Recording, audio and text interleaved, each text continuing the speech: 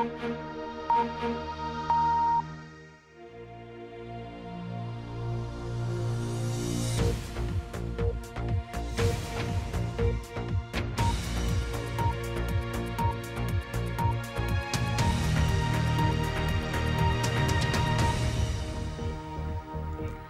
اردو کے پروگرام سیربین میں خوش آمدید. ہمارے لندن اسٹوڈیو سے میں ہوں عالیہ نازکی.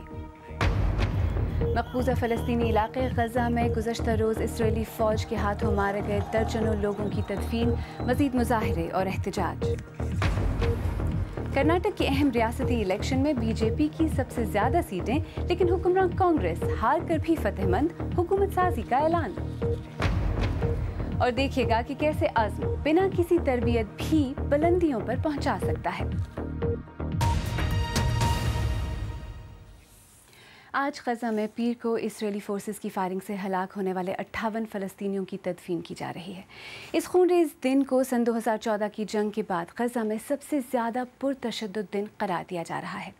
ہلاک ہونے والے فلسطینی یروشلم میں امریکی سفارت خانے کے باضابطہ افتتاح کے خلاف مظاہرہ کر رہے تھے. عالمی برادری نے اسرائیل کی جانب سے اس تشدد کی مذمت کی ہے اور بعض ممالک نے اسرائیل سے اپنے سفارتکار واپس بلانے کا اعلان بھی کیا ہے. ادھر امریکہ نے اقوام متحدہ کی سیکیورٹی کونسل کی جانب سے ان واقعات کی آزادانہ تحقیقات کرانے کی قرارداد کو ویٹو کر دیا ہے. تفصیل کے ساتھ خالد کرامت. غزہ میں پیر کو ہلاک ہونے والے 58 فلسطینیوں کے جنازے. دوسری جانب غرب اردن میں یوم نکبہ پر سائرن کی گونج. غزہ میں جنازے ایسے وقت اٹھائے جا رہے ہیں جب فلسطینیوں کے علاقوں پر قبضے کو 70 سال پورے ہو چکے ہیں, جسے فلسطینی نکبہ یا تباہی کہتے ہیں. اسرائیلی سرحد کی جانب جاتے مظاہرین میں بہت سے نوجوانوں کے لیے یہ ان کا آخری سفر ثابت ہوا. اسرائیل نے آنسو گیس اور گولیوں کا استعمال کیا. اسرائیلی وزیر اعظم نے کہا کہ سیکیورٹی فورسز ملکی سرحد اور شہریوں کی حفاظت کر رہی تھیں. بنیامین نتنیاہو نے کہا کہ ہلاکتوں اور مظاہرین کے زخمی ہونے کے لیے حماس ذمہ دار ہے. امریکہ نے بھی تشدد کے لیے حماس کو ذمہ دار ٹھہرایا. ادھر یروشلم میں نئے امریکی سفارت خانے کے باہر پولیس کی امن کے حامی اسرائیلی مظاہرین کے ساتھ جھڑپیں ہوئیں. عالمی سطح پر بھی مظاہرے ہوئے. ترکی میں لوگوں نے یروشلم میں امریکی سفارت خانے منتقل کرنے اور تشدد کے خلاف آواز اٹھائی. ترکی نے اسرائیل اور امریکہ سے اپنے سفیر کو واپس بلانے کا اعلان کیا, جبکہ اقوام متحدہ نے انسانی حقوق کی خلاف ورزیوں کی بات کی. رام اللہ میں پی ایل او کے سیکرٹری جنرل نے عالمی برادری سے فلسطینیوں کی حفاظت کی اپیل کی.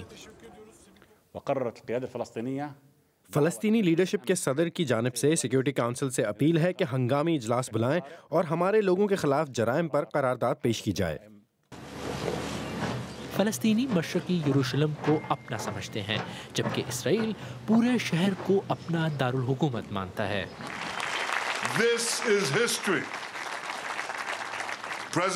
صدر ٹرمپ, آپ نے تاریخی حقیقت کو تسلیم کر کے تاریخ رقم کی ہے. یروشلم میں امریکی سفارت خانہ منتقل کرنے سے فلسطینیوں میں غم و غصہ بڑھا ہے. امریکہ انتظامیہ نے جو کیا ہے اس سے اسرائیل کو اور شے ملی ہے, اور اسرائیل کی جانب سے قبضے اور فلسطینیوں کے خلاف ظلم کو سراہا گیا ہے. امریکہ کا نظریہ ہے کہ وہ سعودی عرب کی مدد سے فلسطینیوں کو ان علاقوں کو چھوڑنے پر راضی کر لیں گے جنہیں وہ مستقبل کی اپنی ریاست کا حصہ سمجھتے ہیں. مگر غزہ میں بسنے والے 20 لاکھ افراد کو لگتا ہے کہ اب کوئی امید باقی نہیں رہی اور ان کے صبر کا پیمانہ بھی لبریز ہو چکا ہے. انہیں لگتا ہے وہ پہلے ہی بہت کچھ کھو چکے ہیں. خالد کرامت, BBC نیوز. اور اسی بارے میں مزید بات کرنے کے لیے اس وقت اسٹوڈیو میں میرے ساتھ موجود ہیں London school of oriental and African studies سے منسلک مشرق وسطی امور کے ماہر طارق سلیمان. طارق سلیمان صاحب, سیربین میں خوش آمدید. نکبہ کے 70 سال اور صدر ٹرمپ نے جو وعدہ کیا تھا اسرائیل سے سفارت خانے کے بارے میں, وہ انہوں نے پورا کر دیا. تو ایسے میں جو یہ واضح امریکی حمایت ہے, اس کے بعد اسرائیل کی طرف سے فلسطینی مظاہرین پر جو طاقت کا استعمال ہم نے دیکھا ہے وہ کم ہوتا تو نظر نہیں آ رہا نا. اس کو سمجھنے کے لیے یہ بڑا ضروری ہے کہ ہم یہ سمجھیں کہ اس وقت جو یوفوریا ہمیں نظر آیا ہے، یہ ایونٹ جو سیلیبریٹ کرنے کے لیے یونائٹڈ اسٹیٹس کی ایمبیسی کو جیروسلم میں موو کرنے کے لیے، اس سے ہمیں بڑی واضح طور پہ یہ نظر آیا ہے کہ اسرائیلی قیادت ابھی تک اس احساس میں نہیں ہے کہ اسرائیل بن چکا ہے۔ ابھی تک یوں لگتا ہے کہ انہیں یہ احساس ہے کہ جب تک فلسطینی وہاں موجود ہیں اس وقت تک اسرائیل کی ایگزسٹنس مکمل نہیں ہو پا رہی۔ تو اس کے لیے ان کے پاس ابھی تک جو پچھلے 70 سال سے انہوں نے یہ حربہ استعمال کیا ہے اعداد کی جنگ کا، وہ یہ تھا کہ ہم فلسطینیوں کی زندگی کو اتنا مشکل کر دیں کہ یہ لوگ یہاں سے چلے جائیں، اور میرا خیال ہے کہ یہ طریقہ کار جو ان کا حربہ رہا ہے یہ جاری رکھیں گے۔ اچھا، اور آج فلسطینیوں کی ہلاکتوں پر خطے میں خاموشی ہے، تو جو مشرق وسطیٰ کے مسلمان ممالک ہیں، کیا اس کا مطلب یہ ہے کہ فلسطینیوں کے جو حقوق ہیں یا جو تنازع کا حل ہے اس میں ان کا کردار اب نہ کے برابر رہ گیا؟ اگر آپ نے دیکھا ہو تو 2014 میں جو غازہ کی جنگ ہوئی تھی، اس دوران بھی ہمیں اس خطے میں سے کسی نے اسرائیل کے جو 2200 سے زیادہ فلسطینیوں کو مار دینے پہ کوئی پروٹیسٹ نہیں ہوئی، بلکہ نتن یاہو نے کہا تھا کہ مجھے کچھ سنی ممالک کی حمایت حاصل ہے اس جنگ میں۔ تو اب تو اور بھی واضح ہو چکا ہے کہ جو اسرائیل اور امریکہ نے ابھی تک اس خطے میں سنی اور شیعہ کے درمیان جو تفریق پیدا کرنے کی کوشش کی وہ کافی حد تک کامیاب ہے۔ اچھا، زمین پر جو کچھ ہو رہا ہے وہ تو ہم دیکھ ہی رہے ہیں، لیکن کیا کہیں کسی میز پر اس تنازع کو حل کرنے کی بھی کوئی کوشش کی جا رہی ہے؟ جی ہاں، دلچسپ بات یہ ہے کہ ٹرمپ ہی وہ واحد اس وقت گیم ہے ٹاؤن میں جو وہ اس تنازع کو حل کرنے کے لیے کوشش کر رہا ہے۔ اب بات یہ ہے کہ یہ تنازع دونوں تفریق کے درمیان بات چیت سے حل ہونے والا تو نہیں جو ہمیں نظر آ رہا ہے اس ٹرمپ ہی کی پالیسی کی وجہ سے۔ ٹرمپ کی اب اس کی اسٹریٹجی یہ ہے کہ ہم کسی نہ کسی طریقے سے اس کو امپوز کروا سکیں۔ اس کے لیے وہ سعودی عربیہ کا کردار بڑا واضح ہے ہمارا اس سارے پروسیس میں، اور وہ یہ چاہتا ہے کہ ہم خطے کی سنی ممالک کو جن کا اثر و رسوخ ہے پریزیڈنٹ عباس کے اوپر، اس کو استعمال کرتے ہوئے ہم کسی نہ کسی طریقے سے کوئی سلوشن امپوز کر دیں فلسطینیوں پہ۔ جہاں تک فلسطینی سیاسی قیادت کا سوال ہے، ان کے پاس اب کیا آپشنز رہ جاتے ہیں؟ وہ چاہیں بھی تو کیا کر سکتے ہیں؟ اصل میں ان کے پاس ہی آپشنز ہیں جو بڑی دیر سے 70 سال پہلے سے رن آؤٹ ہو گئے ہیں، اور وہ ابھی تک ان کو استعمال کر رہے ہیں۔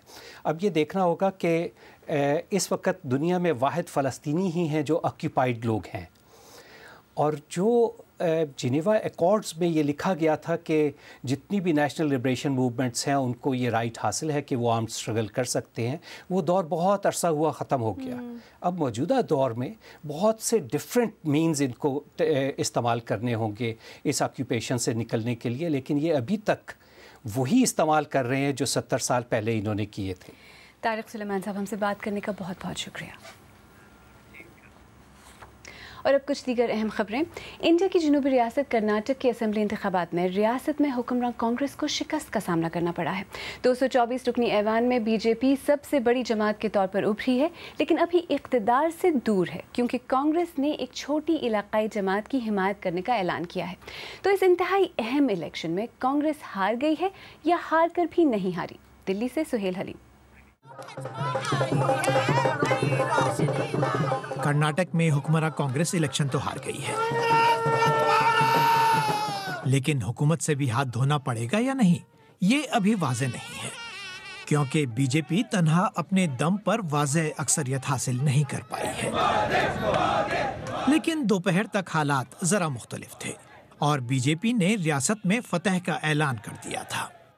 یہ ایک ایتہاسک جیت ہے۔ ہر جیت کے بعد جو اس کا پازیٹیو امپیکٹ ہوتا ہے آگے آنے والے الیکشن میں، بھارتیہ جنتا پارٹی کی یہ 22ویں اسٹیٹ ہے جہاں پر بھارتیہ جنتا پارٹی کی سرکار بنے گی 29 میں سے، اور یہ ایک اپنے آپ میں اب خود ایک اتہاس ہے۔ کانگریس کے لیے یہ بری خبر ہے، لیکن بی جے پی کو اقتدار سے دور رکھنے کے لیے اس نے سابق وزیر اعظم ایچ ڈی دیوی گوڑا کی جنتا دل سیکولر کو وزیر اعلیٰ کے عہدے کی پیشکش کی ہے۔ منی پور میں، میگھالیہ میں اور گوا میں ہم بہمت میں تھے، ہماری پارٹی بہمت میں تھے، لیکن کون سرکار بنایا؟ بھاجپا نے۔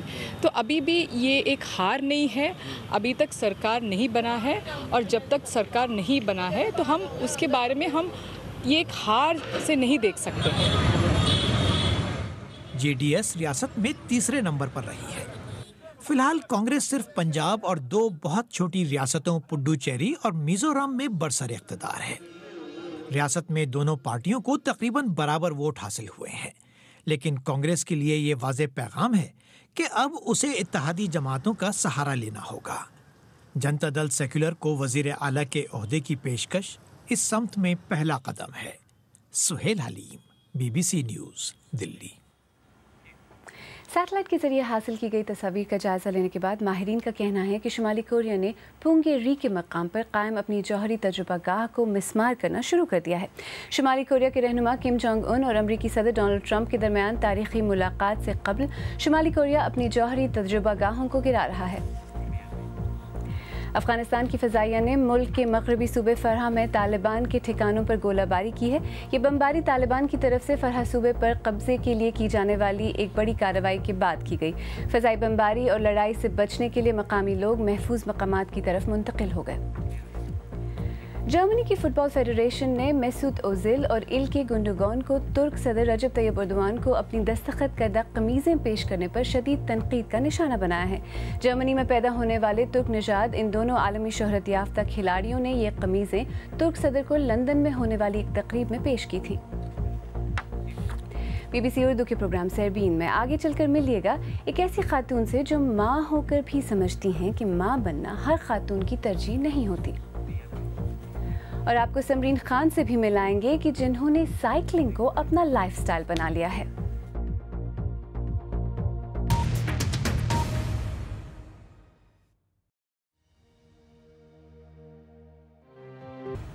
BBC उर्दू के प्रोग्राम सरबीन में एक बार फिर खुशामदीद। मैं हूँ आलिया नाज की। क्या हर औरत के लिए माँ बनना ज़रूरी है? इस सिलसिले की अगली कड़ी में हमारी साथी इरम अब्बासी हमें आज मिलवा रही हैं हिरा ताजवर से। हिरा का ताल्लुक़ इस्लामाबाद से है, लेकिन वो पिछले 8 बरस से अपने शौहर और 3 बच्चों के साथ अमरीकी रियासत वर्जीनिया में मुकीम हैं। ख़ुद उन पर बच्चे पैदा करने का कोई दबाव नहीं था। उनके ख़्याल में ज़रूरी नहीं कि बच्चे हर किसी की खुशी का सबब हों। सेल्फ पीस होता है, वो उस चीज़ से पैदा होता है कि आप काम कर रहे हैं, आप अपना करियर इस्टेब्लिश कर रहे हैं, तो I think that is enough for you. ज़रूरी नहीं है कि बच्चे पैदा करके एक औरत फुलफिल्ड या एक सिक्योर या एक कंप्लीट फील करे। फुलफिलिंग भी है बहुत लोगों के लिए, लेकिन शायद मेरे लिए ये इनफ नहीं था। ऐसा लगता है जैसे ना मैं एक मशीन बन गई हूँ। अच्छा, अब ये टाइम हो गया, अब अपनी बेटी को पिक करना है, वो वापस आएगी तो उसको एग्जैक्ट इस टाइम पे होमवर्क कराना है। अगर वो टाइम मिस हो गया तो वो मूड उसका ख़राब हो जाएगा या दरमियान वाले का मूड ख़राब हो जाएगा और फिर वो काम नहीं करने देगा। सो बेसिकली मेरे लिए अपना टाइम बिल्कुल मुबना होने के बराबर बचता है, लाइक बिल्कुल भी नहीं। जब मेरे हस्बैंड मास्टर्स या PhD कर रहे थे तो उनके ऊपर की ज़हनी दबाव नहीं था कि घर का ख्याल रखना है या बच्चों का ख्याल रखना है, तो वो अपने करियर पे, अपनी पढ़ाई पे कम्प्लीटली फोकस कर रहे थे। लेकिन मेरे लिए शायद ये पॉसिबल नहीं है क्योंकि मेरे पास और रिस्पॉन्सिबिलिटीज़ भी हैं। मेरा बेटा बीमार रहता है थोड़ा, कभी कभी उसको फूड एलर्जीज़ हैं बड़ी severe. Despite all the antihistamines, medicine, ointments, उसके अलावा वो खारिश करता था और मैं पूरी रात उसके साथ जागती थी और फिर दिन में मुझे बाकी काम भी करने पड़ते थे। उस वक्त मेरी ज़िंदगी एक बहुत ज़्यादा मुश्किल स्टेज से गुजरी थी। मेरी मदर का फ़ोन आता था, मैं कहती है मामा ये क्या मुसीबत है मेरे, लाइक अल्लाह माफ़ करे, like it is that, but you know at some times in इस तरह के सर्कमस्टांस में मेरी बस हो जाती थी। ये माशरा अभी हमारा इस नहज पे नहीं पहुंच रहा कि वो इस तरह की ख़वातीन को खुले दिल से एक्सेप्ट कर सके। हर औरत मेरा ख्याल है माँ बनने के लिए पैदा नहीं हुई। बहुत सारी और चीज़ें हैं जो वो कर सकती है दुनिया में। आइए अब देखते हैं कि हमारी वेबसाइट bbcurdu.com पर क़ारीन किन खबरों में दिलचस्पी ले रहे हैं। Mahira Khan Cannes film festival के रेड कारपेट पर, आप कब तक ज़िंदा रहेंगे, मुतवक्के उम्र जानने के लिए ये कैलकुलेटर, और सिफारती इस्तिस्ना के 5 अजीब व गरीब वाक़यात। इन खबरों और मौज़ूआत में ख़ासी दिलचस्पी है। और अब जिक्र इस्लामाबाद से ताल्लुक़ रखने वाली समरीन खान का, जिन्हें उनका साइकिल चलाने का जुनून गिलगित ले गया ताकि वो Tour de Khunjerab cycle rally में बतौर एमेच्योर हिस्सा ले सकें। वो उन 2 ख़वातीन में से एक थीं जिन्होंने इस रैली के पहले मरहले में गिलगित से राकापोशी तक साइकिलिंग की। हमारे साथी हारून रशीद ने उनसे मुलाकात की और ये रिपोर्ट भेजी। میں ایک ایمیچور سائیکلسٹ ہوں اور اسلام آباد میں سائیکلنگ کرتی ہوں. جب میں چھوٹی تھی تو میرا ایک ہی بھائی ہے اور اس کو جیسے جیسے وہ بڑھتا جاتا تھا تو اس کو سائیکل ملتی جاتی تھی اس کے ہائٹ کے حساب سے. تو میں اس کو ہمیشہ چلاتی تھی اور خوب پریکٹس کیا کرتی تھی. مجھے بہت پسند تھا سائیکل چلانا شروع سے ہی. تو جب اس کو سہراب سائیکل ملی تو وہ اتنی بڑی تھی کہ میری ٹانگیں نہیں پہنچتی تھی. تو اس وقت میں نے سائیکل چلانا چھوڑ دی. جو پہلے دن میں نے اسلام آباد میں سائیکلنگ کی وہ 5 کلومیٹر تھی, دوسرے دن 10 کلومیٹر تھی اور تیسرے دن 30 کلومیٹر تھی. تو really it was a hard task کیونکہ آپ کے مسل جو ہیں وہ اس طرح ریڈی نہیں ہوتے کہ آپ ایک دم سے اتنی ہارڈ سائیکلنگ کریں. لیکن بس لکیلی مجھے موقع ملا اور میں نے کیا. سائیکلنگ فیڈریشن کے لوگ ہیں وہ مجھے بہت شاباشی دے رہے ہیں اور وہ یہ کہہ رہے ہیں کہ یہ جو 66 کلومیٹر آپ نے کیا یہ اسلام آباد کا 166 کلومیٹر ہے. تو آئی ایم ویری پراؤڈ کہ میں راکا پوشی تک آئی ہوں. اور میں نے آگے بھی کوشش کی تھی لیکن انفارچونیٹلی میری سائیکل نے ساتھ چھوڑ دیا. ادروائز میں کوشش کرتی کہ میں سست تک بھی جاتی اور خنجراب تک بھی, جہاں تک میں جا سکتی اپنی ہمت سے میں جاتی. میں ایک میتھمیٹکس کی ٹیچر ہوں تو میرا کام بس یہ تھا کہ صبح جانا اور پھر آ جانا, گھر آ کے ریسٹ کرنا, کھانا پینا یا کوئی کام کر لینا. اس کے علاوہ اور کوئی ٹاسک نہیں تھا. تو جب سائیکلنگ کا میں نے سنا کہ بھائی یہ ہیلدی ایکٹیویٹی ہے تو مجھے کرنی چاہیے, اپنی فٹنس کے لیے کرنی چاہیے, تو میں نے جوائن کر لیا.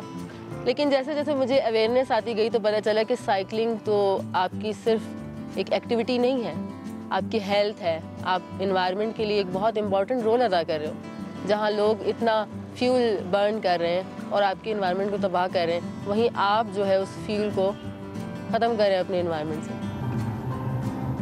پاکستان میں اب کافی ٹرینڈ سٹارٹ ہو چکا ہے. جیسے کہ میں گلگت میں آئی ہوں, یہاں ہنزا آئی ہوں, تو مجھے بہت خوشی ہو رہی ہے. لڑکیاں بہت زیادہ ایکسائٹڈ ہیں اور ہر جگہ لڑکیاں بڑی ٹیلنٹڈ ہیں. پیغام یہ ہے کہ go to work even on cycle. Cycle کو صرف آپ ایکٹیویٹی نہ بنائیں, ایک آدھے گھنٹے کی چیز نہ بنائیں, آپ اس کو اپنا وے آف لائف بنائیں. آپ کے اندر انڈیورنس ہونی چاہیے, ول پاور ہونی چاہیے, اس سے آپ سب کچھ کر سکتے ہیں. جیسا کہ پروفیشنلز نے 3 آور میں کیا تو میں نے 6 آور میں کیا, تو آپ سمجھ لیں کہ ہم میں برابر ہی ہیں. تو اگر ٹریننگ ہو جائے گی تو میرے خیال میں آئی کین بیٹ دیم. اگر آپ چاہیں تو مجھ سے اور ہماری ٹیم کے دیگر ساتھیوں سے ٹویٹر پر بھی رابطہ کر سکتے ہیں. میرا ٹویٹر ہینڈل ہے @عالیہ. اس کے ساتھ ہی سیربین اختتام کو پہنچا. پروگرام میں پیش ہونے والے موضوعات پر اگر آپ اپنے خیالات کا اظہار کرنا چاہیں تو فیس بک اور ٹویٹر پر ہمارے صفحے حاضر ہیں. کل پھر حاضر ہوں گے. عالیہ ناز کی کو اب اجازت دیجیے.